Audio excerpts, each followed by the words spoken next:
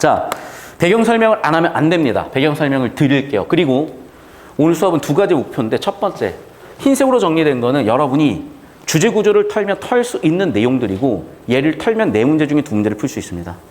즉 지문 내용 이해가 거의 되지 않더라도 답을 낼 수는 있어요. 나머지 두 문제가 결국에는 만점자 28명, 전국 28등 안에 드냐 못 드냐를 결정하는 문제들인데 그 문제들은 현실적으로 여기까지 가거나 아니면 주사에 걸려서 5분의 1 확률이야. 두 문제니까 25분의 확률이네요. 오케이? 봅시다. 일단 우리 EBS에서 이미 건드렸죠. 화폐의 역사에 대해서. 그래서 제가 흐름을 엮어놨습니다. 자, 21학년도 EBS예요. 선생님, 22학년도 수능인데 21학년도가 연계가 되나요? 네, 됩니다. 1단락부터 물물교환 화폐 경제 체제에 대해서 경우의 수 세팅을 했죠. 그리고 22학년도 EBS 낸 다음에 22학년도 수능에 갖다 냈는데 보시면 알겠지만 경우의 수 문제가 나왔고 아예 경우의 수 구하라고 나옵니다. 아시겠습니까? 그렇기 때문에 연계는 다시 한번 얘기하지만 당연히 또 EBS 당연하고요. 역사적으로 엮어볼 필요가 생기는 거예요. 여러분 절대 못하죠. 언제 그걸 다 보고 있을래? 내가 대신 해주는 거야. 잠 안 자고 뒤질 만큼 해서. 자, 그래서 21학년도 지문이에요. 이거 풀 시간 있으면 푸시고 없으면 오늘 수업으로 퉁칠 겁니다. 하지만 공부를 제대로 하실 학생들은 제가 나눠드리는 이거. 일단은 프린트로 나눠졌는데 다음 주에 교재로 나갈 거고 비대면 학생들 다음 주에 택배로 나갈 거니까 매주 하나씩 이거 나올 건데 다 푸셔야 돼요. 구조 다 그리셔야 돼. 수업 영상 다 있어. 시간이 정 없어. 이 수업이라도 퉁쳐야 되지만 하루에 국어를 2-3시간 이상은 하셔야죠. 파이널인데. 뭐 더 이상 뭐 있어? 아, 선생님 저 실기한다고요? 제발 올해는 한 달은 실기 잠깐 안 한다고 대학 못 가지 않아. 물론 수시로 가야 되는 학생들 조금 특이한 경우는 하셔야 되겠죠. 알아서 판단하세요. 자, 첫 번째 봅시다. 처음에는 물물교환 화폐의 역사였어요. 그럼 경우의 수가 너무 많아져요. 상품에 N개 있으면요. 계속 N개 중에 2개씩 짝 찍게 하는 경우의 수 NC2가지가 생겨납니다. 그래서 N개 중에 2개를 뽑는 NC2가지 컨비네이션 조합의 경우의 수로 설명을 했어요. 국어 지문이야. 조합만큼 나오잖아. 조합 다 알지? 자, 계속 볼게요. 반면에 화폐로 고정시켜버리면요. 화폐 하나당 가격이 나오잖아. 예를 들면 아이폰하고 갤럭시랑 아이폰하고 뭐 자동차랑 하면은 경우의 수가 NC2가지자면 그걸 원화로 표기해버리면 아이폰 100만 원, 갤럭시 50만 원, 자동차 뭐 1000만 원. 즉 화폐로 표현이 되니까 물건 N개가 있으면 N개만큼의 경우의 수가 생겨나는 거예요. 오케이? 그래서 즉 물건이 N개 있을 때 화폐로 결정하면 물건의 가격이 가질 수는 N가지. 물물교환하면 NC2가지 경우가 생겨나야 된다. 여기까지 되셨죠? 이게 너무 불편했던 거예요. 그리고 화폐라는 걸 어떻게 정할 거야? 그래서 귀금속으로 정합니다. 근데 귀금속 자체도 되게 불편했던 거야. 그래서 금 보관증으로 하고 이 귀금속과 금 보관증을 금을 보관해주고 이걸 베네치아에서 방코라고 불리는 곳에서 했어요. 벤치 앉아가지고 유대인들이 했어. 잠깐 배경 설명을 할게. 왜 유대인들이 했냐면 이자라는 건요. 없는 가치를 창조했기 때문에 신의 영역이라고 본 거야. 그래서 금리, 이자를 받는 거는 금기였어요. 문제는 그럼 누가 돈을 빌려주겠냐고. 두 번째, 그 당시 중세는요. 상업에 되게 천시했고 그 이유는 종교가 가장 우월한 가치였기 때문에 형 이상의 가장 우월한 가치였기 때문이요. 동양에서는 그게 유교였죠. 서양에서는요. 그게 기독교였습니다. 그래서 기독교인들은 금융업에 종사할 수가 없었어요. 근데 유일한 사람이 아닌 민족이 있었지 그 시절에. 그게 바로 유대인이었던 거야. 그래서 유대인들한테 금융업을 시킨 거예요. 그리고 그 시절의 귀족들은요. 나이트 다 전부 다 전사들, 기사들이에요. 그러니까 문맹들도 많았어요. 결과적으로 유대인들이 관료로서 역할을 하고 금융업의 역할을 했던 거예요. 근데 문제는 빚을 졌어. 갚아야 되는데 갚기가 싫어. 그 시절의 채무관계는요. 그 사람 죽으면 끝이에요. 그래서 유대인들을 죽여버립니다. 그래서 그 시절부터 유대인들은 굉장한 박해를 받아왔던 거야. 그래서 항상 언제라도 도망가려고 항상 항구 도시에 있었던 거고요. 항상 귀금속을 몸에 가지고 다녔던 거고 그렇게 가치 높은 물건들 위주로 거래하고 금융공학을 그 1000년 전부터 발전시켜 왔던 거예요. 문제는 디아스포라로 가죠. 로마가 지배했을 때부터 계속 밀려난 게 유대인입니다. 그래서 밀려나서 일단은 그 시절에 십자군 전쟁, 그래서 금융, 그리고 전 세계적인 무역이 활발했던 베네치아에 있던 유대인 상인들, 옛날에 셰익스피어의 고전에도 많이 나오잖아. 베니스의 상인 뭐 이런 것들. 그래서 그런 어떤 유대인들에 대한 이미지가 있었던 시절에 다시 한번 얘기하지만 박해를 받을 수밖에 없는 거야. 왜? 그 시절에 종교적인, 그 다음에 사회적인, 그 다음에 유대인의 특성상. 유대인의 잘못은 아니었겠죠. 전혀. 그러니까 유대인들은 사실은 되게 힘들었을 거라고. 어쨌든 그런 상황에서 생존 방법으로 그렇게 금융을 했을 거고, 베네치아에서 결국에는 박해를 받고 스페인으로 갑니다. 그리고 스페인을 또 키워놓지만 또 박해를 받아서 네덜란드로 갑니다. 결국 정착한 곳이 영국이에요. 그래서 그때 이미 깨달은 거죠. 오케이, 화폐 발행권을 쥐고 있으면 다 끝나는구나. 화폐 발행권을 쥡니다. 그리고 그 기축통화 화폐 발행권을 쥐면 전 세계를, 금융을 지배할 수 있게 되는 거고, 그래서 영란은행부터 미국의 중앙은행까지 유대인의 소유예요. 그런데 나는 이해를 해요. 왜? 과연 그 유대인들이 악인이냐? 아니, 애당초 박해를 받은 거야. 애당초 그 구조를 짜버린 거야. 우리 인간들이 사실은. 그래서 이 문제는요, 지금 이 시점 어떻게 해결할 수도 없는 문제들이고, 여러분 일단 알고는 있으라는 거야. 자, 여기는 그냥 제 쌉설이고, 제 내피셜이고, 그냥 위키피디아에 돌아다니는 개소리니까 무시하셔도 됩니다. 음모론일 수도 있어요. 다만, 자, 수능지문으로 엮어보면 이제 이거였던 거죠. 그 시절에 패권 국가들의 화폐가 당연히 기축통화였던 거고요. 이렇게 왔습니다. 특히 이 지문에 초점을 두고 보자면 2차 세계대전 이후에 브레튼 우드 체제로 이 통화체제, 기축통화체제를, 기축화폐 체제를 정립을 했고, 하지만 그게 닉슨 쇼크를 맞으면서 어떤 문제가 생겨났는지까지 얘기를 했는데, 이 닉슨 쇼크를 사실은 페트로달러로 해결을 해요. 그러니까 닉슨 쇼크도 하나의 해결 방법이 페트로달러도 해결 방법이야. 그런데 제가 밑에다 써놨죠. 자, 산업혁명, 1차 산업혁명은요, 동력이 인간에서 기계로 가는 거야. 2차 산업혁명은 그 동력이 되는 석유나 전기가 들어오면서 동력이 확, 어마어마하게 바뀌어요. 그러니까 생산량이 어마어마하게 달라졌겠지. 그리고 이제는 3차 산업혁명, 정보화 시대, ICT 산업이 발달이 됐고, 그러면서 이제 정신노동에서도 기계가 인간을 대체하는 AI 시대까지 온 거예요. 이 흐름 맥락이 있는 거야. 자, 그럼 벌써 얘가 문제가 되죠. 이제 더 이상 화석 연료의 시대는 아닌 거야. 그래서 기존의 기축통화, 기존의 패권국가였던 미국의 지위가 흔들리는 시점이에요. 흔들리는 시점에 미국은 당연히 그 지위를 지키기 위해서 뭔가를 할 것이고, 지금의 정세 변화는 그런 것과 배경이 다 있습니다. 아셔야 돼요. 여러분이 통찰하세요. 전 더 이상 자세히 얘기 못하고 얘기해서도 안 돼. 나도 모르게 노드스트림 얘기가 나와버렸어. 여러분이 판단하는 겁니다. 그거는 이쯤이요, 배경은. 자, 여기까지 세팅을 했고, 그 이유는 이 지문을 바라보면 보일 겁니다. 그래서 지문으로 갑니다. 봅시다.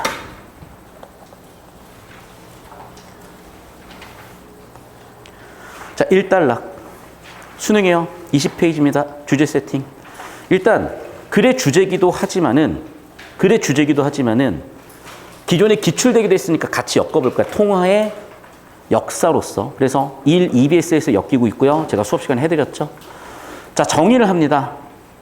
국제결제의 거래수단으로 통용되고요. 두 번째, 환율결정의 기준이 된대요. 자, 여기서 우리가 확인할 건 뭐냐면, 그러면 얘는 세계의 통화고, 세계의 통화량을 결정하겠구나가 되는 거죠. 통화량에 따라서 금리나 경기가 변동되는 거 18, 6월 중앙정부의 재정정책, 18 수능 중앙은행의 통화정책으로 배웠습니다. 계속해서 볼게요. 1960년 트리핀 교수는 브레튼 우드 체제에서 기축통화인 달러의 구조적 모순을 지적했고, 그 이유가 나와야 되겠죠. 그런데 2달러로 넘어간 이 포인트까지 빠른 호흡으로 가져와서 주제 세팅을 하셔야 된다니까. 그래서 1달러를 다시 읽더라도. 그래서 저는 여기 읽자마자 2달러 간 거 아니고 쭉 읽고 나서 트리핀 딜레마, 그래 주제겠구나. 그래서 1달러를 다시 읽었을 수도 있겠죠. 근데 어쨌든 이게 보여야 된다는 겁니다. 자, 다시. 자, 구조로 모순을 지적했는데, 한 국가의 재화의 서비스의 수출입 간의 차이인 경상수지어. 자, 여기서 처리할 정보는 사실 없어야 돼요. 왜냐하면 이미 경상수지에 관련된 공식은 알고 있어야 되거든. 경제 공식은. 좀 이따가 설명을 좀 드리겠지만, 여러분, 우리가 지금 너무 몰라, 학생들이. 예를 들면 이런 거예요. 잘 들어. 여러분, 압력과 부피는 어떤 관계죠? 반비례 관계야. 이런 게 바로바로 나와야 돼. 이게 안 되는 애들은 기본적으로 과학기술 지문에서 되게 버거워합니다. 지금 여러분이 구조 처리를 잘해도요, 이런 내용 처리가 안 되는 친구들은 구조 처리하는 만큼의 점수가 안 나오는 거야. 내용 공부해야 돼. 마찬가지야. 경제야. 잘 들어. 금리와 채권 가격은 어떻게 되죠? 역의 관계입니다. 반비례 관계예요. 이미 지문에 다 설명을 드렸고 이거 다 공식으로 알고 있어야 되는 거라고. 자, 그럼 봐. 환율과 경상수지는 어떻게 되지? 정비례 관계예요. 이해됐니? 나중에 설명 필요하면 할게요. 봅시다. 한 국가의 재화 서비스 수출입 간의 차이인 경상수지요. 경상수지의 정의는 이미 알고 있어야 돼. 수출 마이너스 수입이에요. 그러면 당연히 흑자가 나려면, 적자가 나려면 수입이 더 많아야 되겠죠. 마이너스가 더 많아야 되겠죠. 플러스 흑자가 나려면 수출이 더 많이 돼야 되겠죠. 됐어? 여러분, 이게 한 줄로 경상수지를 이해한다. 이건 불가능한 이유가 왜 그러냐면 이 한 줄은 이해할 수 있겠죠. 이런 게 한 10개 나오면 이미 걔는 뇌에 과부하 걸려서 뒤졌어. 이해됐어요? 그러니까 지금 얘기한 이 경상수지도 이미 어디서 다룬 거야? 우리 제이커브 곡선 여기서 다뤘잖아요. 환율과 경상수지. 문항설계 그냥 해놓은 게 아니야. 이 교재 그냥 만든 거 아니에요. 진짜. 우리 조교쌤들하고 날 새면서 해. 알겠니? 여러분 제발 좀. 자, 계속 봅시다. 미국이 경상수지 적자를 허용하지 않으면 국제 유동성 공급이 중단되며 세계 경제는 크게 위축될 것. 이게 맛이 가는 겁니다, 여러분. 못 풀어요. 반대로 적자 상태가 지속돼 달러화가 과잉 공급 때문에 준비자산 신뢰도가 저하된다. 여러분 이거 되게 쉽지 않아.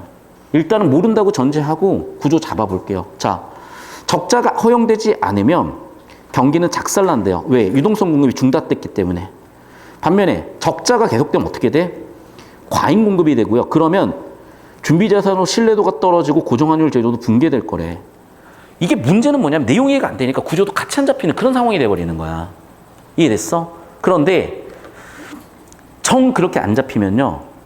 이단락 초반부에 반복되는 거 잡으라 그랬잖아. 이단락 초반부에 반복되는 거 잡으라 그랬잖아. 이거네. 이게 P1, P2, P2를 잡아놨네. 오케이. 이 두 가지가 문제인가 보구나 정도로 잡으라고요. 여기까지 이해됐니? 자, 여러분이 전혀 배경식도 없고 기출도 모르겠어. 그러면 일단 이렇게라도 하는 거야. 여기 5초만 적어주세요.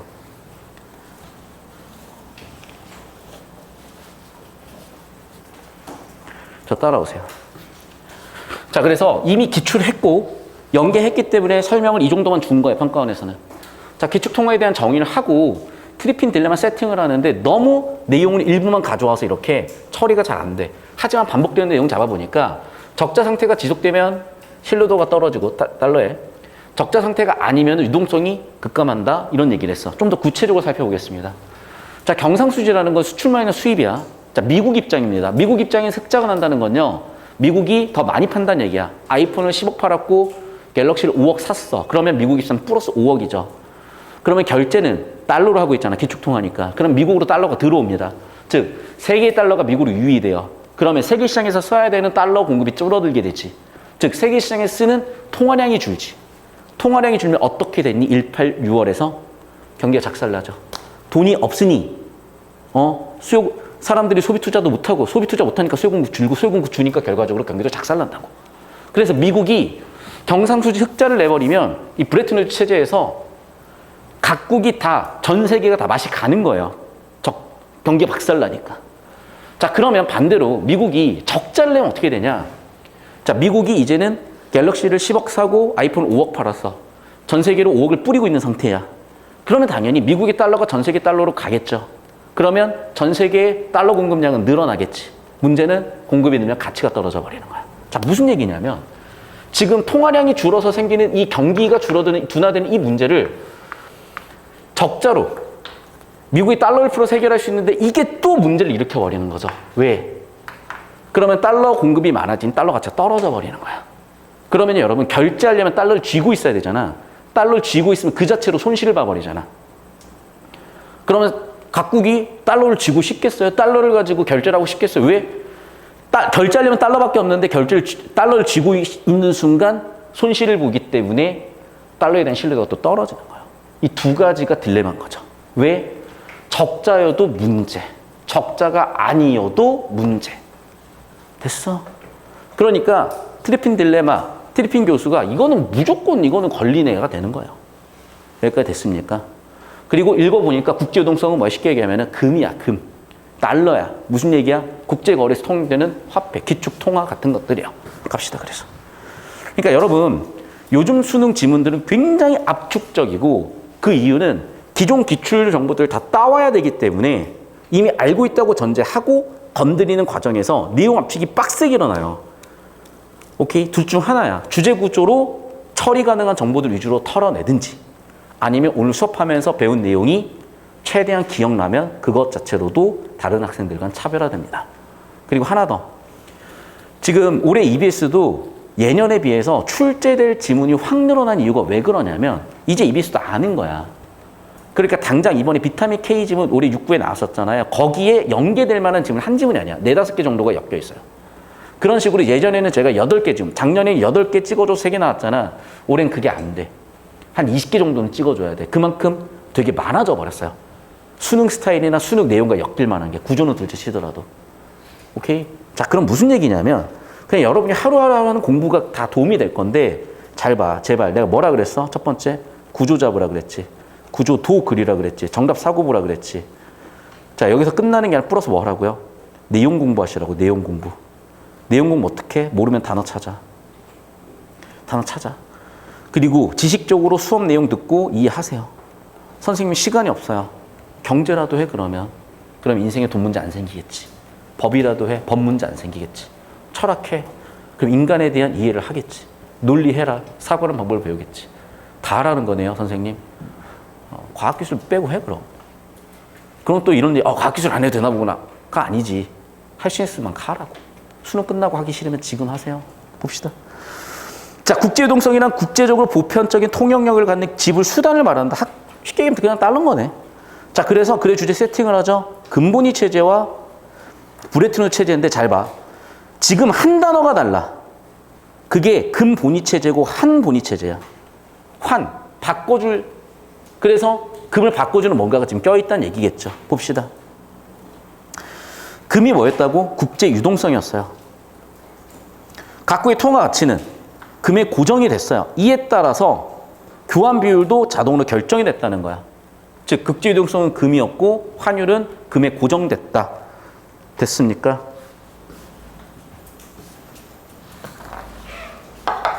근본이제. 그 당시에 국제유동성 금이었고 금은 각국의 통화 가치에 고정돼 있었다. 됐죠? 금 환본위제는 뭐라고? A국, 아메리카라고 쓸게요. 미국의 달러를 중간에 껴놓은 거야. 금을 바꿔주는 수단으로. 그래서 1944년 금태환제도. 이게 뭘까? 말 그대로 태환, 바꿔주는 역할을 하는 거구나. 어떻게? 금 1온스와 달러 35달러를 누가 바꿔준다? 미국의 중앙은행이 교환해줘야 된대요. 됐죠? 다른 국가들은 달러화에 대한 자국의 통화 가치를 고정했고 역시 고정환율이죠. 여기도 마찬가지 고정환율이죠. 고정환율이고 환율은 경상수지의 구조적 불균형이 있는 예외적 경우만 제외하면 거의 고정이었고 플러스 마이너스 1% 크지 않으니까 이에 따라서 어쨌든 자동적으로 결정되었다. 결국 고정환율이었다. 다시 태환제도가 뭐다? 달러로만 금을 바꾼다예요. 됐습니까? 이제는 페트로달러 체제라고. 석유는 달러로만 결제할 수 있는 거야. 누가 말을 안 들었니? 베네수엘라. 마탱이 갔죠. 누가 말을 안 들었니? 러시아. 곧 마탱이 가겠죠. 모르니 이걸? 닦고 있는데 지금. 왜 러시아가 그만 얘기할게요. 또 구글도 이제 유튜브도 다 미국 거니까 조심할게요. 제가 죄송합니다. 자, 3단락 가기 전에 저 따라오십시오. 여기가 다시 한번 얘기하지만 자, 그러면 여기서 벌써 기역, 니은, 디귿을 엮어가지고 경우의 수를 물어봤는데 잘 보세요. 물물교환 경제체제에서 경우의 수는 NC 2가지예요. 이걸 돈으로 바꿔버리면 물건마다의 가격이니까 N가지가 되는 거야. 가격은. 이해됐어? 몰라도 그냥 그런가 보다 해. 왜냐면 경우의 수 문제가 그렇게 빡세게 나오진 않았어. 자, 그럼 보세요.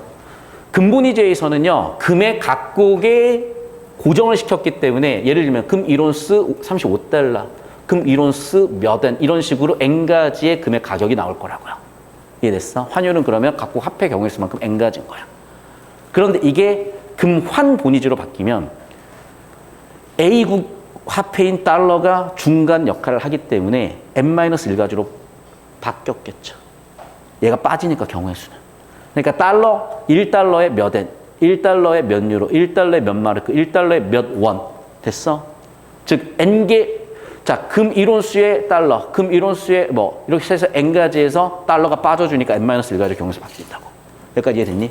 반면에 기축 통화가 아예 없어버리면 A국 통화랑 B, C, D부터 N까지, B국 통화랑 A랑 C랑 쭉쭉쭉. 그래서 N2가지 조합의 경우가 생겨나는 거야.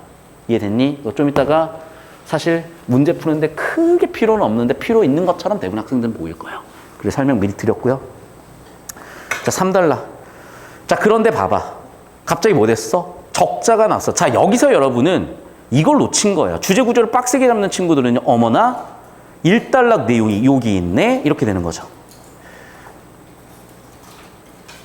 2달러는 트래핑 딜레마가 아니에요. 체제에 대한 설명이지. 통화 체제에 대한 설명이지. 그러면 무슨 얘기냐면 지금 봐. 여기서 놓쳤던 부분은 뭐냐면 이게 보였어야 되는 거야. 이제. 그래 순서는 2달러, 1달러, 3달러인 거죠. 이해돼? 이게 왜 중요하냐면 여러분이 이런 데서 이런 걸 놓치는 거야. 됐어? 자, 트리핑 교수는요. 우리 투 교수님, 우리 투수님께서는 뭐 했어? 3달락을 예측했죠. 이후가 아니라. 브레튼 우드 체제 붕괴를 예측했지. 이후가 아니라. 뭐가 틀렸어? 구조아웃이라고요. 구조아웃. 이해돼? 제발 여러분 이렇게 안 풀면 이거는 현실적으로 그냥 주사위 굴리는 거 진배 없어. 그냥 주사위 굴리고 풀 수 있는 문제 풀어. 뭐하러 여기다 틀릴 거 시간을 쓰니? 씨발 5분의 1 주사위 굴리면 되지 그냥. 차라리 시간이라도 씨발 옛날에 애들이 그랬다니까. 수학에서 21분 30분 버리고 나머지 28문제를 다 맞추는 전략이었다니까. 그만 쌉소리 할게요. 죄송합니다. 자, 너무 진작에 받아들이네. 3달러. 달러가 가인 공급돼서 미국의 중금비량이 급감했다. 이에 따라 금태한 의무를 더 이상 감당할 수 없는 상황까지 와버렸다. 이 문제를 해결할 수 있는 방법은 달러 가치를 내리는 평가 절하 또는 평가 절상이었다. 자, 이 부분이 상당히 어렵습니다. 그래서 둘 중 하나야. 처리 가능한 수준으로 털어놓고 주제 구조 가지고 두 문제를 맞추거나 기출연계 이해를 해서 다 풀거나. 후자까지 설명을 할게요. 일로 오세요. 자, 무슨 얘기냐면 미국이 적자를 냈다는 건요. 미국의 달러 공급이 많아졌다는 건데 여기서 얘네들이 정보를 하나 빼먹었어요. 베트남 전쟁. 돈이 없어. 그러니까 봐봐. 전 세계에 10온스 금이 있으면 달러 350달러만 통용이 돼야 되는 거야. 근데 돈이 없으니까 어떡해? 인간들이 금은 10온스밖에 없으면서 달러를 3,500달러를 뿌려버린 거지. 이해됐어? 아니 어떻게 저런 정신 나간 짓을 했다고요? 말이 안 되는데요. 왜 말이 안 되니? 얘네가 애당초 은행이 금융이 시작했을 때부터 자본주의가 시작했을 때부터 이걸 했는데 무슨 얘기냐면 내가 상인이에요. 여기다가 금을 10을 맡겼어. 그리고 보관증을 10을 받았어. 문제는 내가 금을 10을 찾아갈 확률이 거의 10%밖에 안 돼. 그러면 은행에서는요. 그 시절에 방코에서는 금을 100 받았잖아. 나한테 보관증 100을 써줬잖아. 그런데요. 보관증을 900개를 더 유통을 시켜도 문제가 안 되는 거야. 이해됐어? 왜? 준비를 10%만 해놓으면 된다니까? 10% 이상 잘 안 찾아가. 그럼 그거 놔두겠어. 대출도 해주고, 없는 보관증도 써주고 그랬겠지.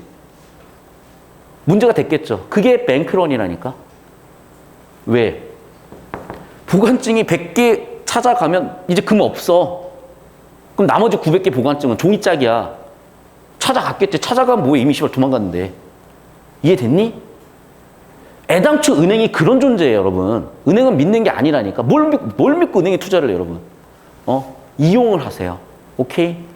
은행은 여러분 친구가 아닙니다. 우리 은행 주주가 우리나라가 아니에요, 여러분. 우리나라 금융기관의 주주가 다 우리가 아니야. 우리 은행 주주 누군지 봐. 제발 좀. 우리가 아니에요, 그거. 봐. 갑자기 또 우리은행을 죄송합니다. 자, 봅시다 다시. 그래서 똑같은 짓을 한 거야 얘네가. 왜? 돈이 없으니까. 일단 전쟁 이겨야 되니까. 달러만 존나 찍은 거야. 그러면 이제 옆에 있는 국가들 왜 모르겠냐고. 대표적으로 프랑스의 샤를 드골이 딱 보니까 이것 봐라. 이 새끼들이 금을 이 속도로 캐낼 수가 없는데. 아, 이거 금도 없이 달러만 찍었구만. 오케이. 금 바꿔줘. 오케이. 금 바꿔줘. 해버린 거야. 알겠니? 그러니까 더 이상 어떻게 해? 금이 없지. 야, 씨발 못 바꿔줘. 닉슨 쇼크야, 그게. 이해됐어요? 그럼 봐. 결국 무슨 얘기냐? 적자만 가지고 설명을 하니까 좀 이해가 안 될 수 있는데 어쨌든 달러 공급이 많아지면서 상대적으로 금이 없는 거야. 옛날에는 10온스에 350달러 있었는데 이제는 10온스에 3,500달러야. 그런데 여전히 바꿔주는 비율은 1대 35야. 이해됐니? 금이 10배 필요한 거야. 근데 갑자기 금을 10배를 어떻게 캘 거야? 그래서 사실은 이 문제 첫 번째 해결할 방법은 금 준비량을 늘리는 거예요. 근데 갑자기 금 채굴이 10배가 될 수가 없잖아. 이해됐어? 왜 써줬냐? 이게 또 출제 설계가 됐기 때문에 쓴 거야. 잠깐 따라오세요.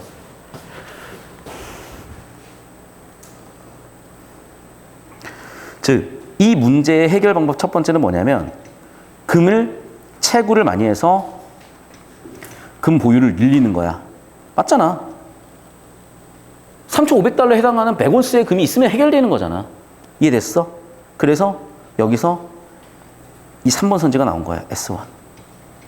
됐니? 금을 늘려버리면 되는 거야. 오케이? 근데 금을 갑자기 씨발 어디서 캐냐고. 없어. 금 못 캐 이제. 어떡해. 두 번째, 달러의 가치절하, 평가절하 또는 나머지 통화를 평가 절상하는 거야. 이것도 왜 나오는지 설명을 할게. 보세요. 자, 무슨 얘기냐면 잘 봐. 지금 10온스에 350달러 있었어. 그리고 N, 마르크 각각 1대 10 비율로 바꿔주는 환율이라고 생각합시다. 기존에. 됐니? 그런데 지금 갑자기 달러만 3,500달러를 만들어버린 거야. 이해됐어? 그럼 봐. 통화량은 10배가 됐죠. 350에서 3,500달러로. 공급이 10배 됐다는 거는 가치가 10분의 1이 됐다는 얘기겠지. 이해됐어? 그러면 이 실제 가치에 맞춰가지고 달러 가치를 내려버리면 되겠지. 맞잖아. 왜냐면 지금 무슨 얘기냐면 금 1온스 35달러 바꿔주던 거를 금 1온스 350달러 바꿔줘버리면 문제가 없잖아. 이해됐니? 그러면 기존에는 35달러 가지고 1온스 사던 걸 이제는 350달러를 줘야 사는 거니까 금의 가치가, 달러의 가치가 10분의 1 토막 난 거죠. 10분의 1로 떨어져 버린 거죠. 그러니까 해결 방법 첫 번째는 달러 가치 절하를 시켜버리면 돼. 달러 공급이 그만큼 많아졌으니까. 달러 가치가 그만큼 떨어졌으니까. 실제 가치에 맞춰가지고 달러 가치를 절하시켜버리면 돼. 이해됐어?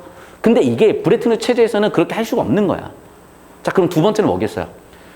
자, 달러 가치가 절하된다. 상대적으로 타국 통화 가치가 높아진다야. 환율을 바꾸는 비율은 서로 상대적인 비율이니까. 그래서 무슨 얘기냐면, 자, 반대로 다른 통화, N과 마르크 같은 타국 통화 가치를 10배 높여버리면 되는 거예요.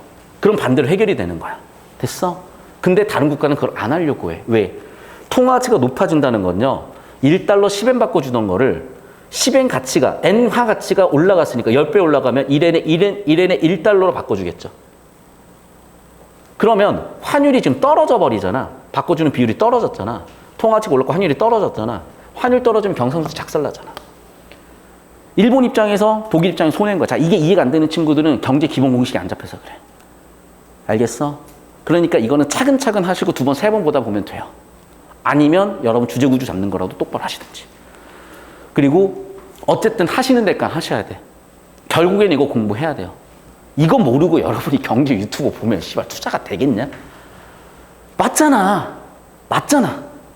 애들아, 생각을 해봐. 왜 평가원이 니네 괴롭히려고 냈겠어요? 잘 드러나니까. 우리 1만 년 전에 태어났으면요, 수렵 채집을 배워야 돼요. 그때 베이노 국어는 베이노 수렵 채집 학원이야. 1000년 전으로 갈까요? 그때 베이노 국어는 베이노 농업학교야. 알겠어? 지금은 먹고 사는데 돈 없으면 돼요. 돈 문제가 생겨요. 돈 공부를 안 하면. 하셔야 됩니다. 그냥 하세요. 다른 거 몰라도 경제는 하세요. 됐죠, 여기까지? 자, 하나 더 갈게. 그럼 어떤 일이 벌어지냐? 이미 사람들이 아는 거야. 야, 씨발. 금 없다, 씨발. 달러 가치 떨어진다. 다른 통화 가치 오른다. 그럼 무슨 일이 벌어지겠어? 투기수요가 생기겠죠. 왜? N 하나 마르크 하나 들고 있으면 가치가 올라. 더 살려고 하겠지. 더 사려고 하니까 수요가 증가하니까 또 가격이 오르겠지. 가격이 또 올랐으니까 또 투기수요가 생기겠지. 폭등하는 거예요. 달러 가치는 폭락하는 거고. 그러면 이게 심화되면 해결이 안 돼. 특히 어떤 일이 벌어져? 미국에 있는 금 다 받고 간다니까. 이해됐어? 35달러 1온스 다 바꿔버린다고. 못 바꿔도 더 이상. 그래서 자 봐. S2, S1. 즉 첫 번째 S1은 뭐라고요? 금 보유를 늘려버리면 되는데 어떻게 늘려? 갑자기 금을. 그래서 달러 가치를 그에 맞춰서 내려버리는 거야. 1온스 35달러를 1온스 350달러로 바꿔버리는 거야. 근데 그게 규정상 안 된다니까? 그럼 어떡해? 야, 니네 화폐를 좀 가치를 높여.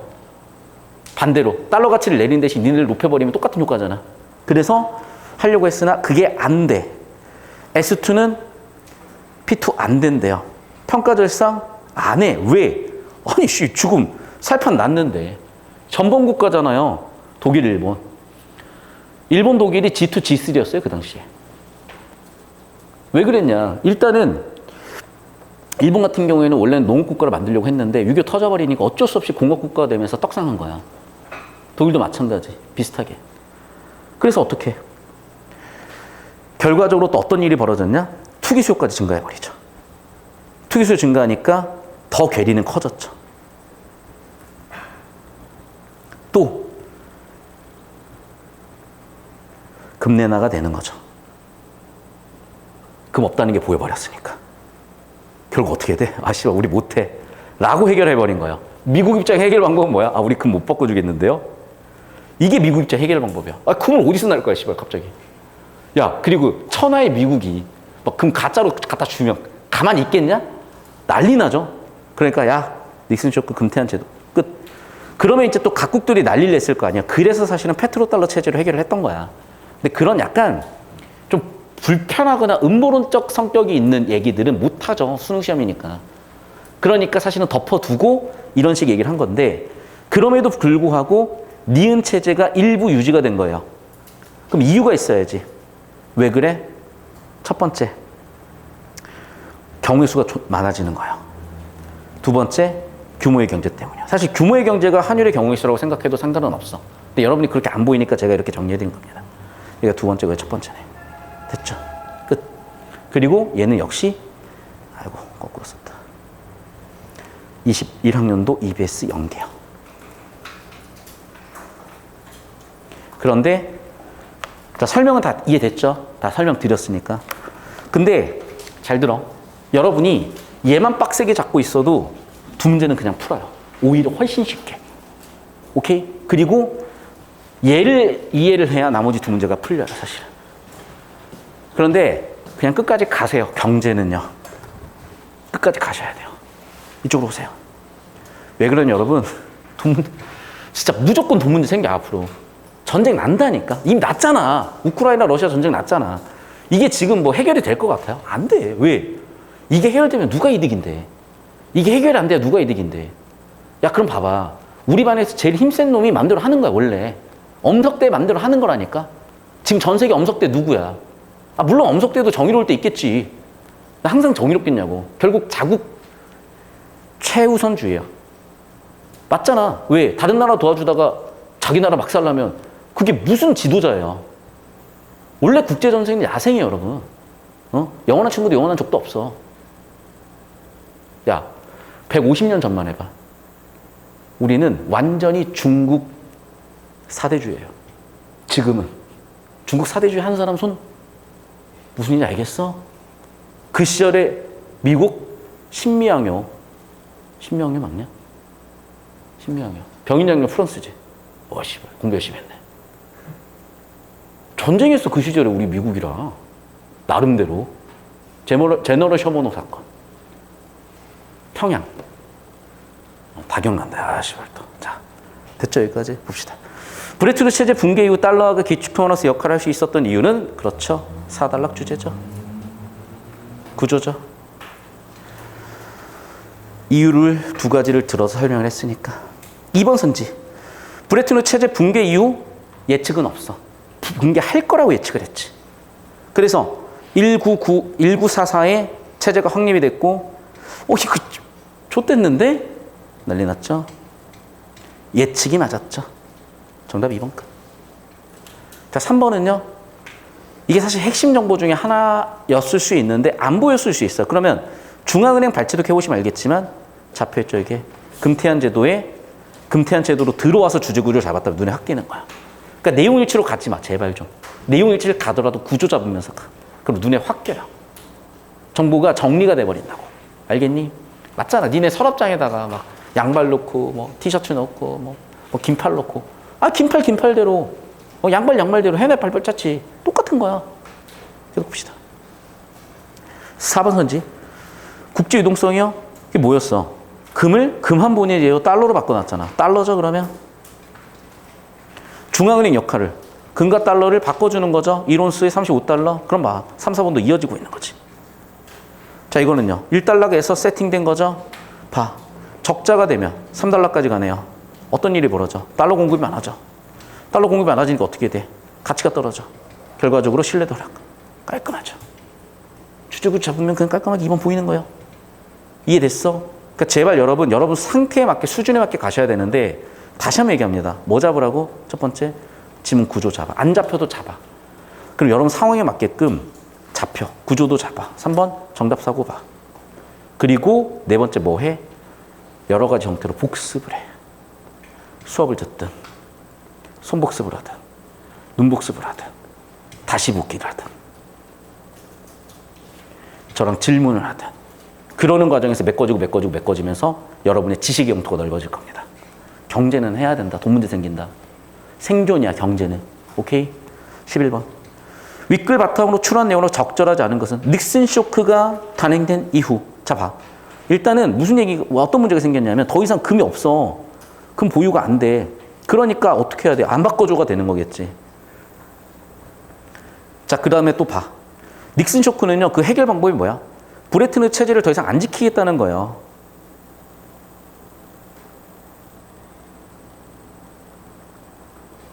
됐습니까? 그러면 결국 이제 어떻게 하겠어? 체제가 깨졌으니까 달러 평가절하도 가능했겠지. 체제 안에서 못 됐던 이유잖아, 이게. 자, 보세요. 무슨 얘기냐면 이 얘기야. 자, 봐. 지금 여기 나와 있는 것처럼 달러와 평가절하 하면 해결이 되잖아. 근데 평가절하 못했던 이유가 뭐라고요? 여기 나와 있잖아. 브리튼 체제에서는 규정상 불가능했다고. 그러니까 주제구조를 발췌독하면서 빡세게 잡아도 좋으니까.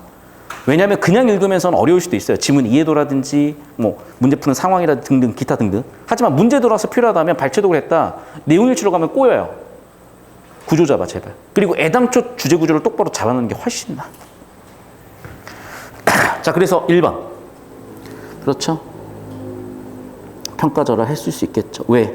지금 S2가 평가절하인데 브레튼 우주 체제 때문에 못했던 걸 체제가 붕괴되면 가능하겠죠. 자, 2번 선지. 브레튼 체제에서 마르크와 엔화의 투기적 수요가 증가한 것은 그렇죠. 결상을 예상했기 때문에 투기 수요. 그 투기 수요가 다시 한번 평가 절상 계속.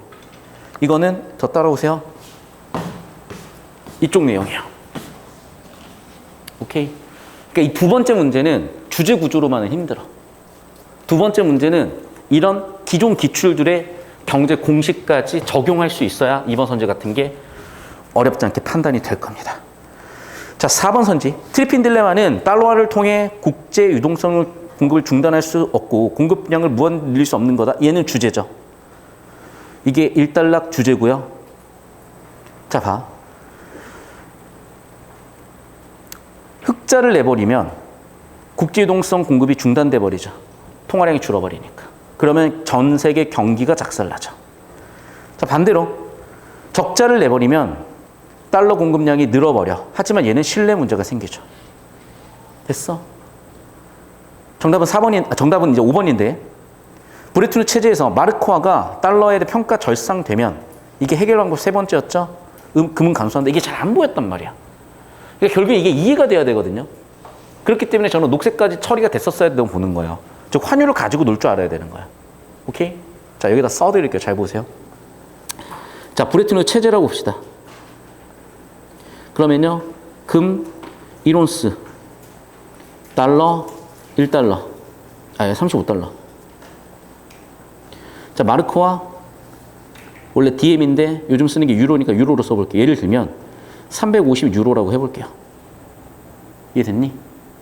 그럼 봐봐. 지금요, 달러화에 대해서 평가 절상이 되면요. 평가 절상이 되면 1대 10 환율에서 1대 1 환율로 바뀌잖아. 이해됐어? 그럼 바뀐 뒤에는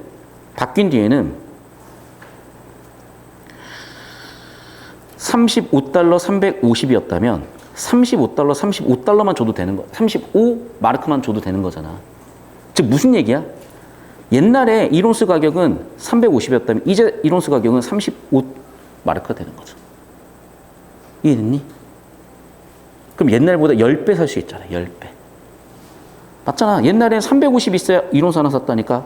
근데 절상이 되고 나니까 35마르크 있어도 1온스를 살 수 있으니까 10배 절상, 10배 살 수 있겠죠. 됐니? 증가라고.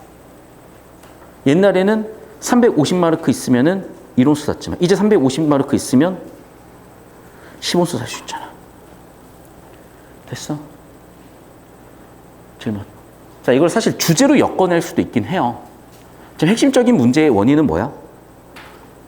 금 보유가 안 되는 거야. 그러니까 여기에 금 생산량 증가를 통해 해결한다 그랬었잖아요. 이 가장 핵심적인 문제였잖아. 금만 많으면 문제가 해결이 돼. 됐어? 근데 그만큼 바꿔줄 금이 없는 거야. 이해됐니?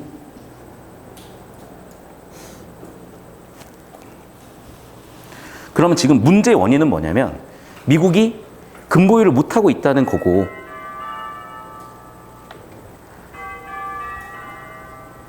그게 문제라서 이런 일들이 생겨난 건데 다시 이거를 일단은 여러분 내용 이해를 안 하고 주제로만 틀려면 약간 좀 무리가 따를 수가 있어서 얘는 내용 이해를 일단 처리하고 가고요. 다시 한번 얘기할게. 우리가 주제를 정확하게 잡았다면은 얘가 보인다고요. 왜? 자, 봐. 지금 1944년에 브레튼 체제가 만들어지고 나서 시행을 해보니까 문제가 보였던 거고 문제가 발생할 거라고 예측을 했고 실제 그 예측이 들어맞았잖아요. 그러니까 체제 붕괴 이후가 아니라 이미 이전에 예측을 한 거죠. 붕괴를 예측한 거고. 그러면 주제 2번 바로 보였을 거고 11번은 사실 내용 이해를 하지 않으면 어려운 문제들이 있어서 나중에 설명 더 하고 일단 내용 이해를 바탕으로 처리했으니까 된 거죠. 12번은 봐봐. 경우의 수 문제잖아. 근데 바로 정답 5번부터 봐볼게. 자, 봐. 자, 지금 이미 보세요.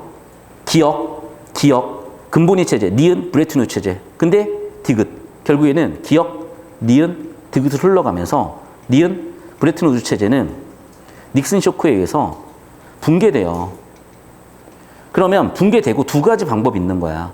디귿 시나리오가 있고요. 아니면 니은에서 했었던 달러를 여전히 기축으로 쓰는 거야. 디귿은 기축이 아예 없어져 버리는 거야. 왜? 달러가 금을 안 바꿔주기 시작을 하니까.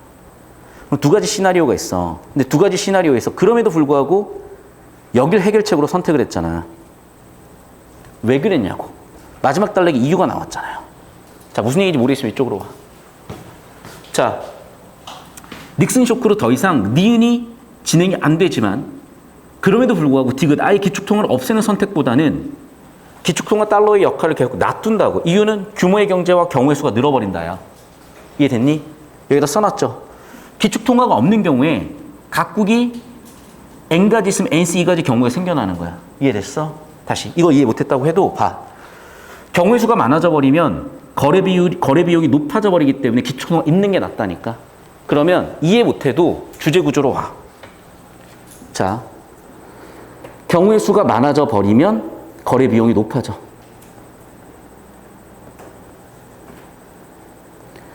이해됐어? 니은이 경우의 수가 낮아. 경우의 수가 작아.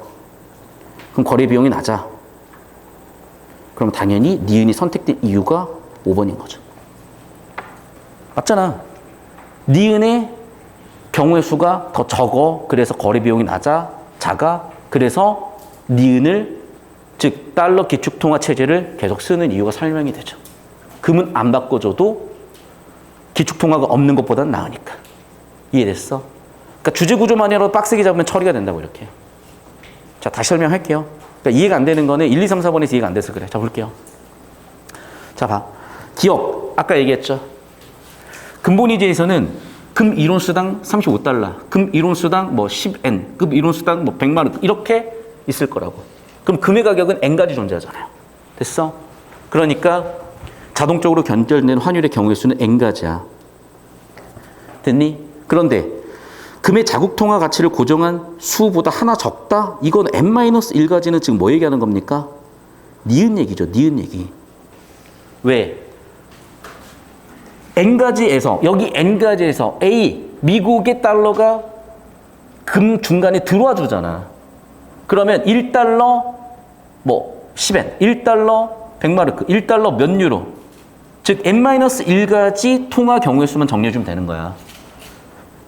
즉 금 1온스 35달러, 35달러에 해당되는 n-1개 국가들의 환율 경우가 생기겠죠. 그래서 기억에서는 n가지, 니은에서 n-1가지가 되는 거예요. 미국이 빠지니까. 2번 선지. 니은이 붕괴된 이후에도 여전히 달러가 기축통화라면 교차율의 가지수는 적어진다? 같지. 맞잖아요. 뭐만 빠진 거야 지금? 이 과정이 얘만 빠진 거야. 그럼 n-1가지 동일하죠. 이해가 안 되니? 너 혹시 경우의 수 조합 안 배웠니? 자, 이거 봅시다. 국가가 하나 증가해? 그럼 봐. 얘는 조합의 경우의 수가 생겨버리잖아. n개 국가 있으니까. 그럼 어떻게 되겠어요? n 플러스 1c 마이너스 nc2가지만큼이 더 생기지. 국가가 하나 더 생겼어?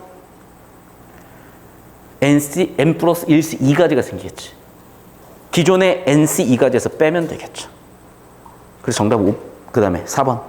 기억에서 니은으로 바뀌면 한율의 가지수가 많아지는 게 아니라 마이너스 1이라니까? 마이너스 1이라고요. 이해됐어?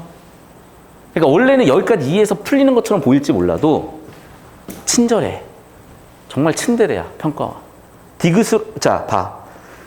경우의 수 못 풀어도 돼. 5번으로 풀게 만든 거야. 어떻게? 니은이 왜 쓰였냐고요.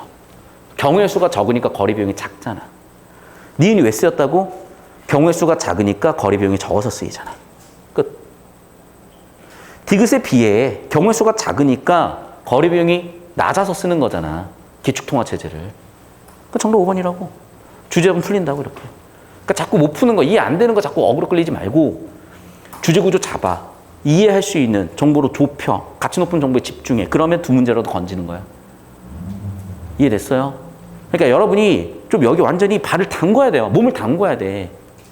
그래서 완전히 여기서 뭔가를 해야 돼. 자꾸 뭐라고 해야 되냐면 그냥 깨작깨작하는 느낌이요. 이도저도하는 느낌. 왜? 수시 써가지고 그래. 한 달 동안 지금 해. 이미 지나간 일은 어쩔 수 없는 거 난 알아. 한 달 동안 집중하세요. 자, 그 다음 이 문제입니다. 이 문제까지 하고 잠깐 쉴게요. 브레튼의 체제가 붕괴된 이후 두 차례 석유 급등을 겪으면서 기축통화국인 A의 금리 인상되었고 통화금 감소했다. 이미 여기서 엮은 거야. 무슨 얘기냐면, 그러니까 잘 들어요. 옛날 지문의 특징은 뭐냐면 한 3년, 5년 전만 해도 정보량을 예를 들면 1000단어 정도를 주고 20, 30개로 좁히기를 원했던 시험이라면 지금은 500단어만 줘. 그러니까 무슨 얘기요? 정보 압축이 훨씬 많이 일어나는 거야. 그러니까 정보량은 줄었는데 이해도는 확 떨어져 버리는 거야. 왜? 기출연계 배경식을 전제해버리고 정보 압축이 심해지니까. 그럴수록 주제구조 빡세게 잡고 집중할 내용 집중하는 게 가장 적절한 해법이지 자꾸 내용 일치로 가버리면 기복이 생겨요. 운때 맞아가지고 잘 보이면 잘 먹고 아니면 틀리고 자꾸 수능날 내 주사에 굴리지 마. 자, 그럼 봐. 지금 지문 내용은 어떤 상태냐면요. 아까도 나와 있지만 적자잖아. 적자니까 달러 공급이 많아지잖아. 달러 공급이 많아지니까 달러 가치가 떨어지잖아. 이해됐어요? 그러면서 신뢰 문제가 생겼잖아. 이거잖아요. 자, 그 다음에 여기 볼게. 여긴 좀 다른 경우죠, 이제. 오일 쇼크 때문에 기축통화국인 A의 금리는 인상되었고 통화 공급은 감소했어. 왜? 금리가 인상되면 통화량 줄잖아요. 오히려 반대 상황이 벌어진 거야. 여긴 적자에서 전 세계 통화량이 늘어나는데 여기서는 미국 내 얘기일 수도 있고 어쨌든 여기에 소득세 감면하고요. 군비 증대를 했더니 금리가 더 높아졌대. 근데 이유는 잘 모르겠어. 그러니까 이 문제를 어떻게 설계했는지 일단 문제를 보자고. 쭉 처리를 해보자고요. 근데 금리가 높다 보니까 투자하려고 외국 자본 유입이 됐대. 됐어, 여기까지? 그럼 봐봐. 미국 내로 달러가 지금 들어오는 상황인가? 뭐지? 잘 모르겠어. 어쨌든 이걸 해결하려고 국제적 합의를 주도했어요.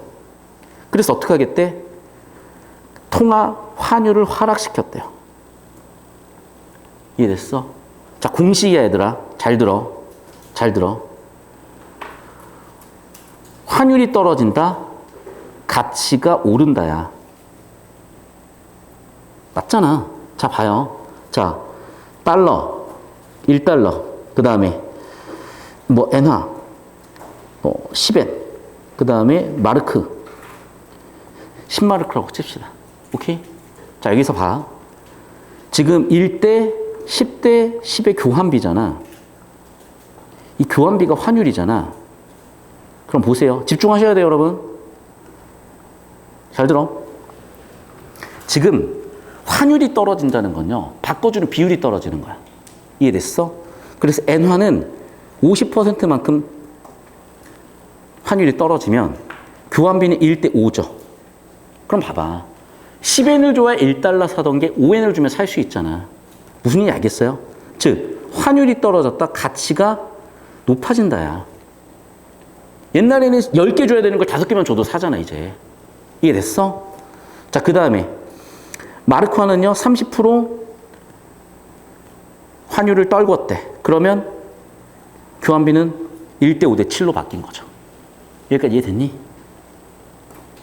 그러니까 봐봐. 이거 환율 정확히 알아야 처리가 돼요. 가지고 놀 줄 알아야 되는 거야. 그러니까 사실 실전에서 얘는 애당초 못 푸는 애들이 못 푸는 거야. 주사위 굴려서 5분의 1이야. 그런데 여러분, 경제는 극복을 하자고요. 다른 건 몰라도.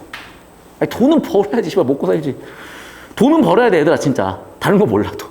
일단 먹고 살아야 인간성도 인간미도 있는 거야. 봅시다. 그렇다고 돈만 얘기하는 건 아니니까 또 이상하게 받아들이지 말고. 자, 그럼 볼게요. 다시 한번 얘기하지만 환율이 떨어졌다 가치가 높아졌다야. 자, 하나 더 얘기할게. 자, 환율이 떨어졌다 경상수지도 박살난다야. 알겠죠? 이거는 다 배운 거야. 모르겠으면 그냥 이거는 일단 여기다 써. 일단 쓰고 그대로 적용할 거야. 나중에 이해하는 거는 문제 풀고 보충 영상 다 있어. 자, 1번 선지 보세요. A국 금리 인상과 통화 공급의 감소. 그럼 통화량이 줄잖아. 통화량이 주는데 왜 신뢰도가 낮아집니까? 신뢰도가 왜 낮아졌습니까? 통화량이 늘었기 때문에 신뢰도가 작살난 거지. 통화 가치가 떨어져 버리니까. 근데 통화 공급이 감소가 되면 어떤 일이 벌어지는데 가치가 높아지잖아. 신뢰도가 높아져야지. 당연히 아웃이에요. 핵심 원리 가지고 터는 거라고 이렇게. 이해됐어? 2번 선지. 국제적 합의로 인한 A국의 통화에 대한 B국의 환율 하락으로 봐. 지금 여기서 환율 하락을 시켰죠. 환율 하락 시켰죠. 그러면 환율 하락을 시켰더니 왜 유동성 공급이 증가하지? 그리고 봐. 환율 하락을 했는데 통화 가치는 환율 하락을 하면 뭐가 높아진다고요? B국 통화 가치가 상승한다니까요. 환율이 떨어지면 가치가 높아진다고. 이 공식이야. 기본 공식. 이해됐어? 그러니까 공식이 처리가 안 돼 있는 친구들은 여기서부터 계속 꼬이는 거야, 이제. 됐니? 3번 선치. 국제적 합의로 인해 A국 통화에 대한 B국의 통화 환율 비율은 50% 감소해서 1대 10에서 1대 5로 됐죠. 그 다음에 B국 통화에 대한 C국 통화의 환율은 모두 하락 아니죠. 잘 봐. 지금 환율 하락 1등이 누구야? 일본이야. 2등이 누구야? 독일이야. 자, 그럼 봐. 달러 대비 환율은 일단 일본이 50% 떨어졌어요. 달러 대비 일본 엔화의 환율은 50% 떨어졌어. 맞죠? 반면에 B국은요 30%밖에 안 떨어졌어. 맞죠? 그럼 자 봐. 지금 엔화의 환율이 A에 비해서 떨어졌죠. B랑 C랑 비교하면 뭐 누가 떨어진 거야? 엔화가 떨어졌지. 얘는 30%밖에 안 떨어졌잖아. 얘는 50%가 떨어졌잖아. 이해돼? 봐봐. 환율이 지금 50% 30% 떨어졌잖아. 얘는 50%가 떨어졌고 얘는 30% 떨어졌잖아. 그러니까 A랑 B랑 비교하면 당연히 B가 50% 떨어졌고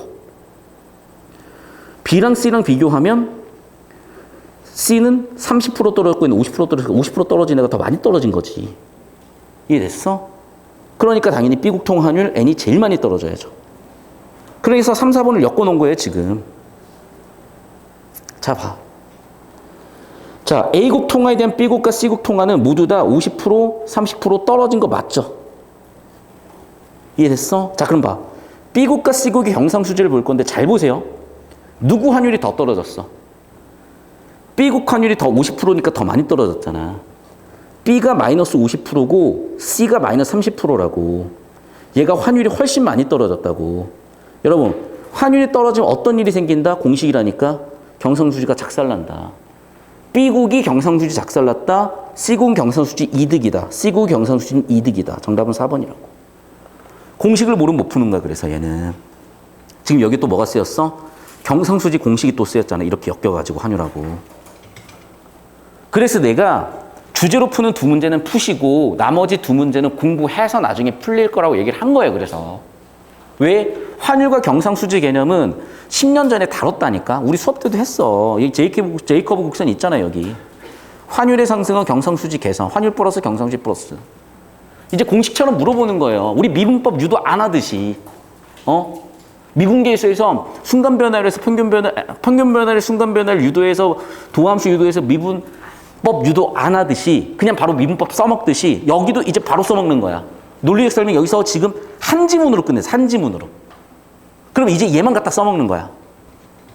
아시겠어요? 그래야 두 문제를 맞춰. 안 그럼 맞출 수 있는 방법은 그냥 없어. 제발 있다는 인간 좀 데리고 와봐. 나보다 공부 잘했는지. 모의고사 점수 까. 정치 1등 찍었으면 내가 인정할게. 전공 10년 넘게 했으면 내가 인정할게.